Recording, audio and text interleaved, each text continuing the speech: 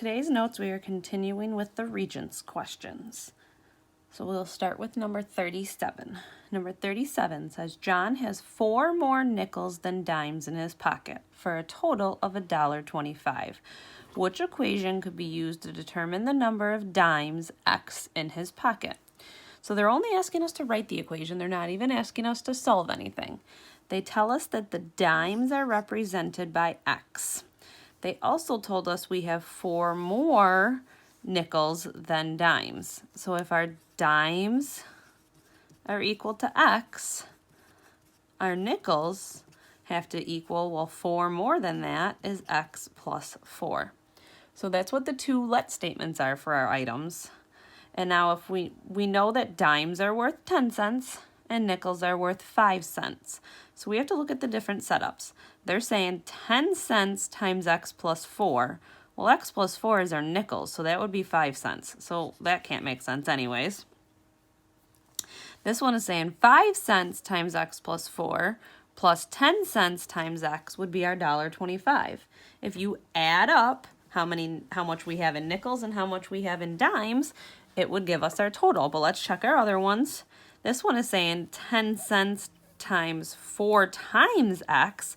Well, we said X plus 4. This would be 4 times the amount of dimes, so that can't be right, and the same thing there. So the only one that makes sense is choice 2. Number 39 says, Kendall bought X boxes of cookies to bring to a party. Each box contains 12 cookies. She decides to keep 2 boxes for herself. She brings 60 cookies to the party. Which equation can be used to find the number of boxes X Kendall brought? So this one's a little tricky because they use cookies and they use total of boxes. So we know that she has X boxes of cookies. Each box contains 12 cookies. She decides to keep 2 boxes for herself, and then she brings a total of 60 to the party. So how can we figure out how many cookies she has total to start with? Well, she has X boxes, and there's 12 cookies in each box. If I told you I brought 3 boxes of cookies in, and there was 12 cookies in each box, I know all of you would tell me, oh, do 12 times 3 to figure out the total. Well, I can do 12 times X to figure out the total number of cookies I have. But she keeps 2 boxes for herself.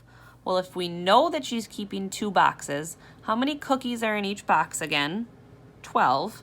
So 12 cookies times the 2 boxes that she kept would be 24 cookies. I need to take the 24 cookies away from my total to get the total of 60 that she brings to the party. So that is going to be choice 3. They do choice 2 to trick you because they're subtracting the 2 boxes she keeps, but she doesn't keep 2 cookies, she keeps 2 boxes worth of cookies.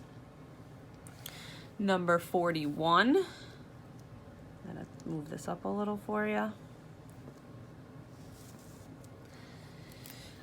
Says a cell phone company charges $60 a month for up to 1 gigabyte of data. The cost of additional data is 5 cents per megabyte.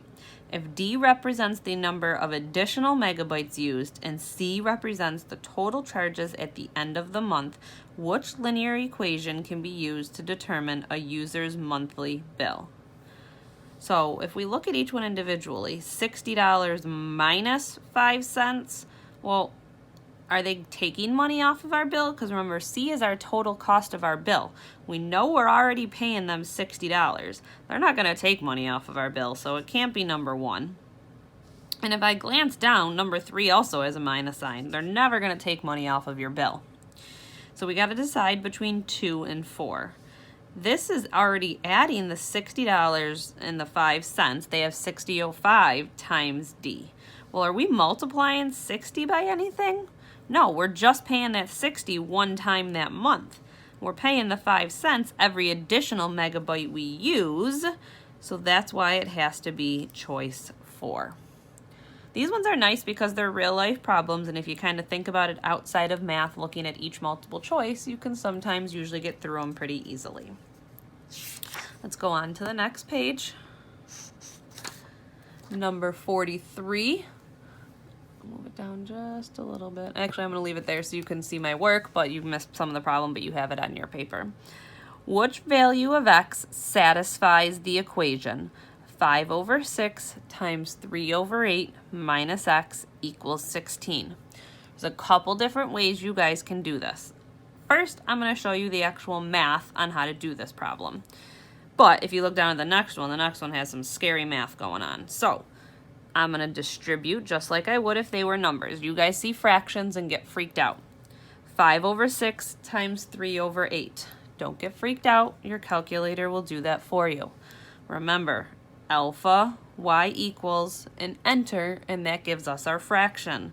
So 5 over 6 times, hit alpha, y equals, and fraction again, 3 divided by 8, and hit enter, and we get 5 over 16. So 5 over 16 minus 5 over 6 times x is just 5 over 6x equals 16. Think of the fractions just as numbers. If I had 5 minus 5x, you would tell me to move this over to this side because they're just numbers. Be careful, kids get confused here. The minus is with this. This is a positive, so you're going to subtract 5 over 16 from both sides. You're left with negative 5 over 6x equals, again, use your calculator, 16 minus alpha, y equals, fraction, 5 over 16. Hit enter. Leave it as that crazy fraction for now, so 251 over 16. And then we need to get rid of that. Well, if this was just negative 5x, you would divide by negative 5.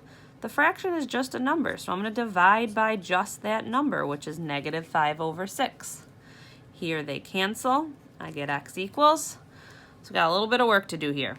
So alpha y equals, can you see it? Yeah. I have 251 divided by, or over 16, divided by alpha y equals for another fraction, negative 5 over 6. Hit enter, and we get negative 753, 753 over 40. None of our answers are fractions. Remember, in order to get a decimal out of a fraction, divide it. So negative 753 divided by 40, and you get negative 18.825. So this is the correct answer. Now, I'm going to show you how you could do that just with your calculator in the next one, okay? The next problem you would solve exactly the same as that one. You would do your distributing, move things over, all that kind of stuff. But I'm going to show you, if you really forget how to solve an equation and it's multiple choice, how you can still get yourself some credit without doing all that work. It says the value of x that makes this true.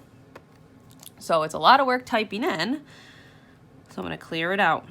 Alpha y equals 2 divided by 3, parenthesis, another alpha y equals 1 divided by 4, and now the x is there. Well, first I'm going to guess that x is negative 10. So I'm going to do times negative 10, and then minus 2, and my parenthesis, hit enter. So I get negative 3 for the first side. Now I need to see if the two sides are equal to each other if I plug negative 10 into both sides. So again, alpha y equals 1 divided by 5, parenthesis, alpha y equals 4 over 3 times negative 10 minus 1. Notice how my calculator looks identical to that paper, except for the fact that there's negative 10 in for the x, and I get negative 43 over 15. These two are not equal, so it can't be choice 1. Now watch something really cool that I taught you guys before in case you forget. Arrow up until the highlight is on the problem that we typed in. Hit enter. That brings that back on your screen, and now I can change my x to negative 2, delete the extra number, go out, it should look identical to it but with a negative 2 in for x, hit enter. So again, that was arrow up to the one we want. Now we want the other one this time. Go in, change this to -2, delete the extra 0, hit enter. I get that. So is -5/3 equal to -11/15? No, so it's not choice 2. These ones are a little harder to type in because of the repeating. This problem would have been a little bit easier to type in the calculator, but this one's a lot of work to solve that I know some of you might not want to do. So that's why I wanted to show you this one and show you how to type in the repeating decimals. So again, I'm going to arrow up to this one. Now when I go back in here and start typing in my -9, I'm going to end up writing over some of the stuff, so we'll have to add that back in, but the hard part is the fractions anyways. In order to do a repeating decimal, you want to actually do the repeating thing, whatever's repeating, over and over again until you fill the screen. I've now filled the screen, so I'm going to end my parenthesis for that multiplication, but don't forget to put your -2 back in there at the end. Hit enter. So I get -2.84 repeating. Go back up to this problem, hit enter, arrow in. Again, I'm going to change this to -9.0909090909 until we fill the screen. And then again, remember, we don't have our -1 in there, so end your parenthesis, -1, hit enter, and I get -2.624, so the 24 is repeating. So those don't look equal to each other. So hopefully it's this last one. So I'm going to go back up to this. Now what's going to be nice is since I already did the repeating one, it's going to fill my screen with that. So we have -11.33333333, and I'm only going to repeat until I was on there. And now I got the rest of my stuff from before. Hit enter. I get -3.2 repeating. Go up to this other problem. We're going to fill it in with -11.3 repeating. Hit enter, and we get -3.2 repeating, so it's choice 4. If you don't like all that work in the calculator, feel free to solve it like we did the last one. Those are your two options here, either solving it or doing this when you're doing the problems with fractions in them. I know a lot of you guys don't like fractions, so that makes it a little bit easier for you. Number 47. We can do this again within the calculator, and I think that's pretty easy, this one, to do in the calculator. So let's do this one again. I'm going to clear my screen out. So we have alpha y equals. Now right away I have my x in the top of my fraction, so I'm going to start with 4. 4 minus 2, put my 3 in the bottom, plus alpha y equals 1/6. Now this one's nice because I don't have a second side to type in. If I hit enter and get 5/6, that's my answer already. I'm done. Should you, if it's your exam, check the other ones? I would, just to be safe, and watch how easy it is. Arrow up, hit enter. All I have to do is change that 4 to a 6 because I'm changing my x. Nope, I don't get 5/6.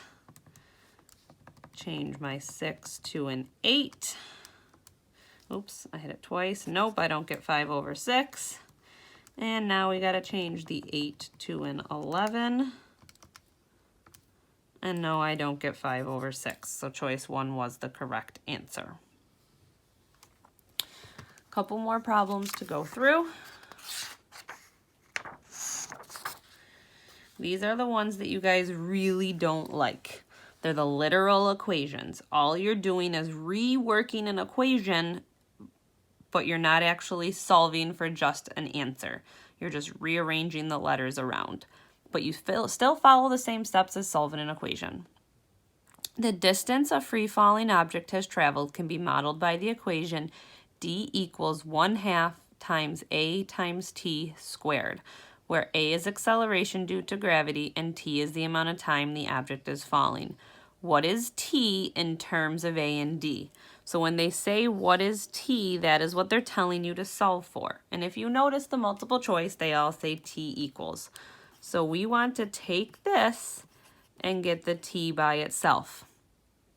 The first hint to advice I always give you guys is to get rid of the fraction.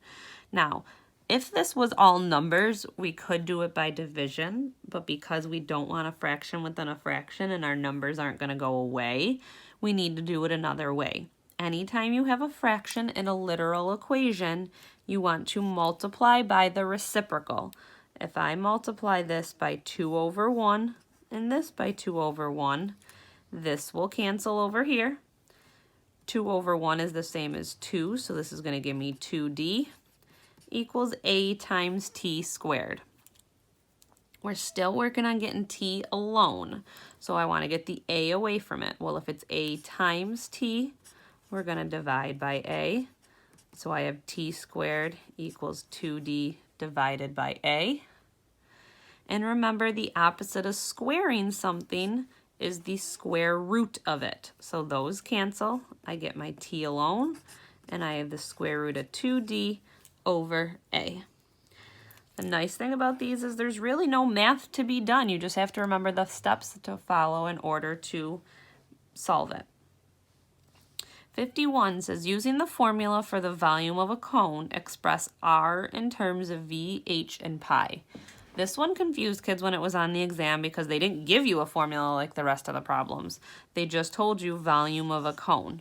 Well, the volume of a cone is actually on your formula sheet at the back of your book, and they expected you to go there and look for it. But actually on here, it's right over here because it says the volume of a cone. So volume equals 1/3 pi r squared h. And it says express r in terms of the other things. That means get r by itself. So just like we did up here, I'm going to tell you, remember, get rid of the fraction first. So multiply by 3 over 1, multiply by 3 over 1. So on this side, I get 3v equals pi r squared h. If you're multiplying multiple things together, you can divide them away at the same time. So I'm trying to get r by itself. These are all being multiplied. So I can divide pi and h at the same time. Pi and h will cancel. I get 3v divided by pi h equals r squared. And my last step is to get rid of the squared, which means take the square root. So r equals the square root of 3v divided by pi h. Most of the time these are multiple choice, so it's nice you can select one, but this one you had to show your work for. Number 53. Michael borrows money from his uncle who is charging him simple interest using the formula I equals PRT. To figure out what the interest rate R is, Michael rearranges the formula to find R. His new formula equals. So we're getting R by itself. Well, this kind of looks like what I had up here. Well, I told you if things are being multiplied together, you can divide out at once. Well, if I'm trying to get R alone, I'm just going to divide out the P and the T. So P goes away, T goes away, I'm left with R, and I have I divided by PT. They just want to know what R equals, so if you look over at your multiple choice, it's choice 3, I divided by PT.